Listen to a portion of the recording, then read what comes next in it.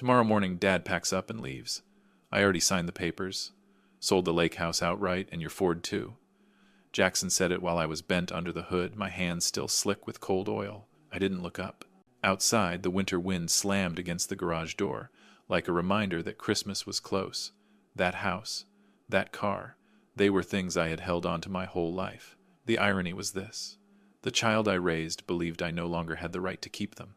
If you're listening to this story, and you're still here with me, subscribe to the channel and tell me where you're listening from in the comments. And now, let's continue. I wiped my hands on an old rag, folded it slowly, and set it on the shelf. Jackson was still standing there, hands in his coat pockets. Chloe leaned against the garage door like this was just a procedure already planned out. Neither of them looked at the 1967 Ford Mustang behind me. Maybe to them it was just an object, something that could be converted into money. I asked again, my voice so calm it surprised even me. "What did you just say?" Jackson sighed. Like I was the one exhausting him. He repeated it. Slower, clearer, added details about the contract, the buyer, the deposit that had been used at the right time. Chloe cut in, her voice flat. She explained that everything was reasonable and good for the family. She said the word family very lightly, as if this lake house had never been the place where her mother died, as if it wasn't the place I promised I would never leave. I looked out the window. Lake Michigan was partly frozen, gray, and still. I remembered Martha standing there once, coffee in her hands, saying this place made her feel safe. I had promised her I would keep it, no matter what happened, and now that promise was being traded like merchandise. Jackson started talking about my age. He chose his words carefully. Forgetful, not as sharp anymore, needs care. He said a nursing home in the suburbs was ready. Meals, medication. I wouldn't have to struggle with these old things anymore. His eyes didn't move while he spoke, like he was presenting a report. I didn't argue. I didn't mention that the Mustang had been in my name since before Jackson was born. I didn't say this house carried papers I had signed first with my own hand. I asked only one question. "So what do you still need from me?" Chloe handed over the remaining documents. She placed them on the workbench, right where I usually change spark plugs. The final transfer papers. One signature, and everything would be smooth. She said smooth, very softly, like she was afraid the word might crack in the cold air. I looked at the empty line at the bottom of the page. I had signed hundreds of technical drawings, dozens of contracts in my life, but I had never seen a blank space feel this heavy. Jackson stepped closer, lowered his voice.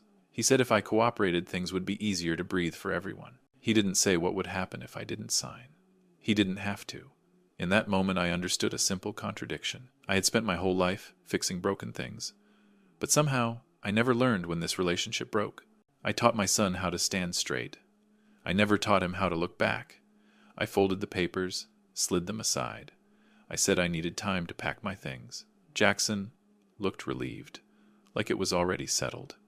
Chloe glanced at the car, then turned away. No one asked where I would go. Maybe to them it no longer mattered. When they left, the garage fell quiet again. The wind whistled through the cracks louder now.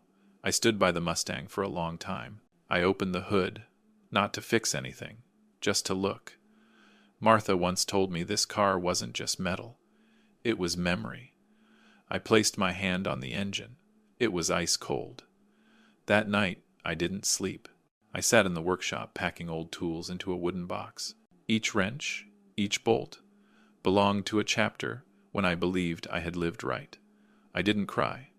I wasn't angry. The clearest feeling was a very deep silence, the kind that comes just before a door closes. Jackson believed I would leave the next morning. A few clothes, everything else behind. He believed it was all arranged. He didn't know that when I knelt on the garage floor, lifted the old floorboard, Martha once said, "Never forget." My mind was no longer asking why. It was asking when. The floorboard popped loose with a dry crack. I hadn't touched that spot in years. Martha once told me, some things should be left alone until they're truly needed. I didn't ask questions back then.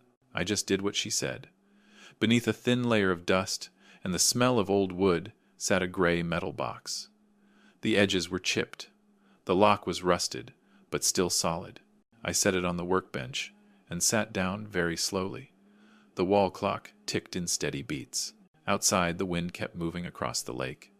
Inside the shop, everything felt frozen in place. I opened the box. No cash, no jewelry, just stacks of documents neatly arranged, tied with a string that had faded with age. On top was Martha's name. Below it were figures, diagrams, and a contract I recognized instantly, even after 30 years. It was an engine component I had developed during my final years at Ford. A small improvement, nothing flashy, but good enough to make it into production. Back then, I transferred ownership into my wife's name, not to hide anything, but because Martha always said a family needs a reserve, something that exists quietly, as long as no one is paying attention. I had forgotten about it. Or maybe I chose not to remember. Life after retirement was calm enough that I believed I would never need it. There was also a handwritten note from Martha, her familiar handwriting, straight, precise. She wrote that if one day everything around me was taken too easily, I should remember there were still things that belonged to me, as long as I was clear-minded enough to recognize them. I sat there for a long time, not because I was shocked, but because the pieces were finally fitting together. Jackson believed I no longer had control over anything. Maybe that was why he felt bold enough to go this far. The next morning I made coffee like always. I didn't pack any more boxes. Instead, I turned on the old computer in the shop. The screen lit up slowly, but it still worked. I entered information I hadn't used in years. After a few confirmations, the account appeared. The number on the screen made me take a deep breath. Royalty payments had been going in regularly, year after year. I had never withdrawn anything, never really checked. Now the balance was far beyond what I had ever imagined. Not because I needed it, but because it gave me a choice. And at this age, choice is a luxury. While I was sitting there, Jackson was in Chicago. I knew because he sent a short message reminding me that someone would come measure the house again the next morning. The message ended with a cold question.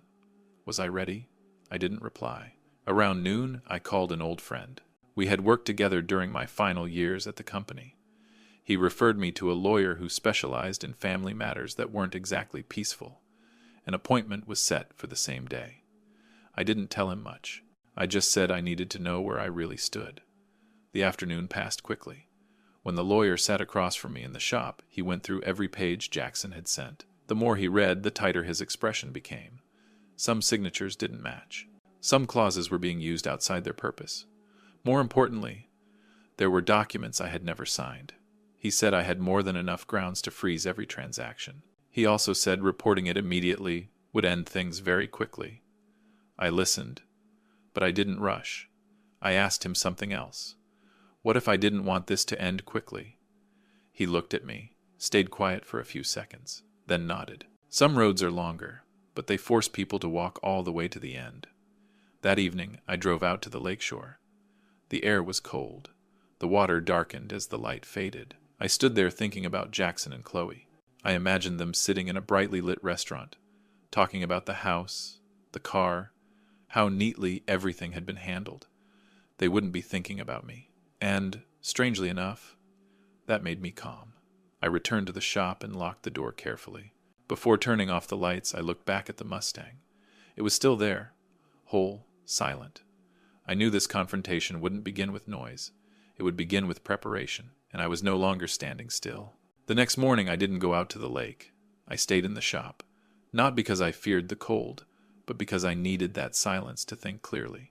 Once you reach this point, every move has to follow an order. I've fixed enough machines to know this. Turn the wrong bolt, and the whole system locks up. The lawyer came back around noon. He brought a new file. Thicker, cleaner. We sat across from each other, a scarred wooden table between us. I didn't retell the story. He already had enough. This time I asked only one thing. If I want to keep control, what do I do first? He spoke about forged signatures. No hesitation. No emotion, just facts. Jackson had used an old power of attorney. Changed the dates, signed in my place. For the house, for the car. Either one was enough to freeze every transaction, if I chose to. But I didn't nod right away. I asked another question slowly. What if I want him to believe I have nothing left? The lawyer went quiet for a moment. Then he understood. He said it wasn't difficult, if I was willing to go a little further. Not to hide things, but to rearrange them. That afternoon, we created a trust. I chose a very simple name, Remorse. Not for me, not for Jackson, just a reminder to myself that if I walked this road to the end, I wouldn't turn back because of emotion. All the royalty income was transferred into it, quietly, no announcements. Everything happened on paper within a few hours. When it was done, my old account held only a very small amount.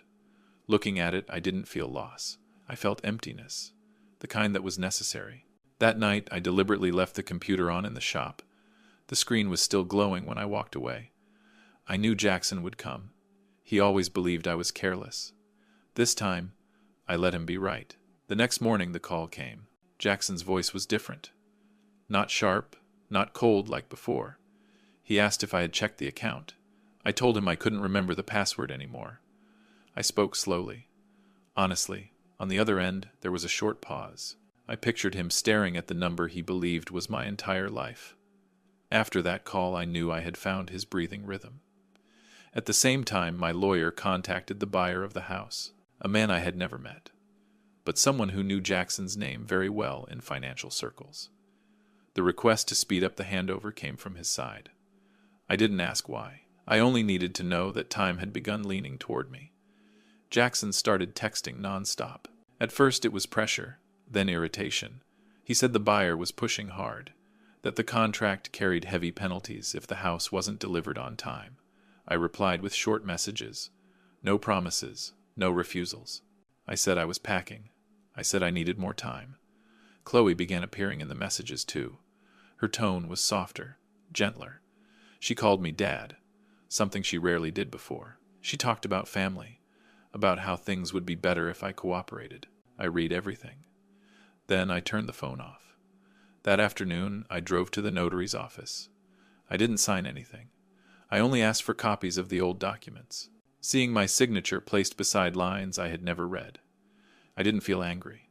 I saw more clearly than ever that Jackson hadn't just sold property. He had sold the last trust I had left for him. That night, I did one more thing. I reported the Mustang as unlawfully taken. Not because I wanted to make noise, but because I needed to stop a transaction that had gone too far. The report was accepted. Everything followed procedure. No one questioned me much. Some things, once there's enough ground, close on their own. When I returned to the shop, it was fully dark. I sat down without turning on the lights. I thought about Jackson, about how he used to sit beside me as a boy watching me work, asking endless little questions. I once believed he understood the value of things that couldn't be sold. Now everything was clear. The hunter had walked too deep into a forest he didn't understand. And I, the man he thought was exhausted, was the one who knew every way out. I turned on the light. In front of me was the plan the lawyer had left behind. Every step was ready. From this moment on, I wasn't reacting anymore. I was leading. I didn't track Jackson hour by hour, but I knew when things started slipping out of his hands. It was the night before Christmas. Chicago was brighter than usual then, but places that shine too much often hide the deepest shadows. I was sitting in the shop when my phone vibrated. Not Jackson, an unfamiliar number. I let it ring out, then listened to the voicemail. A rushed voice. Jackson's name, a payment coming due, and a warning that they wouldn't wait long. I turned the phone off. No need to listen again. A few minutes later, Jackson's message came in. No more pressure, just panic, squeezed into short sentences. He said the house buyer was threatening to enforce penalty clauses. He said the car deal had been locked down. He asked what I had done. I didn't answer right away. I looked at the clock. I knew that for Jackson, silence right now weighed more than any words. I stood up, put on my coat, and went outside. The air was colder than before. The wind off the lake was dry and sharp. I drove a short loop, then came back. I didn't need to go anywhere. I just needed time to move at its proper pace. In Chicago, Jackson and Chloe weren't sitting in restaurants anymore. I pictured them in their new apartment. White lights, air stretched tight like a pulled wire, calls stacking on top of each other, numbers repeated so many times they lost meaning. When money doesn't arrive, words begin to change color. I didn't hear it directly, but I knew the feeling. I'd seen it before, in systems, on the edge of overload. Near midnight, Jackson called. This time no circling. He asked if there was anything I could do to help. I could hear Chloe in the background, quiet, urgent. I told him I had nothing left to help with. I repeated the balance in the old account. I said I was preparing to leave, just as he wanted. On the other end, the silence stretched. Then Jackson hung up. Christmas night passed in gaps. The next morning, another message came in, this time from Chloe. Not a plea, just a statement. She said she was leaving. She said things had gone too far. I read it. I wasn't surprised. Some people stay only while the lights are still on. Jackson called again around noon. His voice was rough. He said Chloe had packed her things. He said there was someone else. He said everything was falling apart. I listened. I didn't interrupt. When he stopped, I asked only one question. "Where are you right now?" He said he was driving back to the lake house. He said he needed to talk. I didn't stop him. I didn't promise anything either. That afternoon, I drove there first. The house had been sealed under the buyer's temporary order. Everything exactly as planned.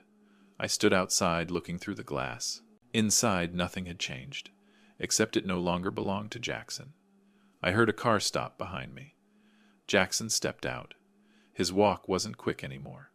When he saw the seal, he froze. A black limousine pulled up at the end of the drive. No show, just enough presence to create distance. I stepped forward. I didn't speak right away. I let Jackson see me in the suit he had never seen before, not to show off, just to close an old image he was still clinging to. Jackson opened his mouth. No sound came out. I told him to get in the car. He did, out of habit. On the drive, no one spoke. The city passed by the windows. Cold. Still. We stopped in front of a large machine shop on the outskirts. Yellow lights, the familiar smell of metal. I led Jackson inside. I told him this place needed people. Not people who give orders. People who work. I said if he wanted to keep what little was left of himself, he would start on the floor. Jackson looked around. He asked about the money. I told him it was locked away. I told him everything else was his choice. If he walked away, the documents he had signed in my name would find their way to where they belonged. I didn't threaten. I stated facts. Jackson sat down, very slowly. In his eyes there was no calculation left, only exhaustion. I left him there. I walked outside. It was dark now. Light snow was falling. I drove away, without looking back. Behind me, the shop door closed. Not to imprison, but to mark a point of no return. I didn't return to the machine shop that night. I needed distance. Not to run away, but to let things settle. As the car moved along the lakeside road, I thought about Martha. She used to say that some lessons can't be taught with words. People have to walk through them on their own. The next morning I went back. The shop was open. The smell of metal engine oil and cold air mixed together, familiar enough to calm me. Jackson was there. He wasn't standing around. He wasn't talking. He was holding a broom, working slowly, awkwardly. No one was giving orders. No one was watching closely. I let things unfold the way they were meant to. The days that followed moved at a steady pace. I didn't show up much. I came by at set, hours watched from a distance. Jackson stopped asking about money. He started asking about the work. Simple questions. Sometimes clumsy ones. I answered just enough. No lectures. No blame. The same way I was taught when I first started. Do the work and understanding will follow. The trust stayed where it was. Silent. I didn't touch it. I didn't promise anything. I let Jackson learn on his own that this road had no shortcuts. Some evenings I saw him stay late wiping up oil he had spilled that morning. I didn't praise him. I just nodded when I passed by. A week after Christmas, I opened the old garage. The 1967 Ford Mustang was still there, under a thin layer of dust. I cleaned it slowly, piece by piece. I didn't need to check much. I knew it was still fine. Some things, when cared for long enough, don't break easily. I drove it out at dusk. Not far, just a loop around the lake. The wind was cold, but clean. I didn't think about Jackson then. I thought about the years behind me, the right choices, the wrong ones I had carried. I realized I wasn't angry anymore. That feeling had been replaced by a quiet relief, hard to name. When I returned to the shop, Jackson was waiting. He stood straighter than before. He said he understood why I hadn't given him the money. He said that if he was given a chance, he wanted to do things right. I didn't answer right away. I looked at his hands. small cuts, fresh. I told him this. Doing right isn't a promise. It's what you do every day. I showed him the Mustang. I didn't tell the old stories. I just said that some things don't belong to the market. Jackson nodded. For the first time, it wasn't a hurried nod. Winter slowly passed. Lake Michigan began to thaw. The shop kept running steadily. Jackson was no longer sweeping floors. But he wasn't favored either. He learned to arrive early, to leave late, to stay quiet when needed. I saw the change in him. Not loud, not perfect, but real. One afternoon, I closed the old garage. I decided to sell the lake house. On my terms. Not out of debt. Not under pressure. Just because I wanted to begin a lighter chapter. I kept the car. I kept what needed to be kept. The day I left, Jackson walked me to the shop door. No long apologies. Just a short sentence. Enough, I answered, with the familiar nod. I don't know what his future will look like. I only know that this time, he's walking on his own feet. I drove the Mustang that evening. The road was empty. The headlights stretched far ahead. I didn't disappear. I simply kept living more quietly. My son once believed he had sold my past. In truth, he was given a chance to rebuild his own future. And for me, that is enough. If you've listened to this story all the way through, thank you for your time. If it gave you something to think about, please like, subscribe, and share so stories like this can keep being told. Every follow is a quiet encouragement, and it means more than you know. Thank you for listening, from wherever you are.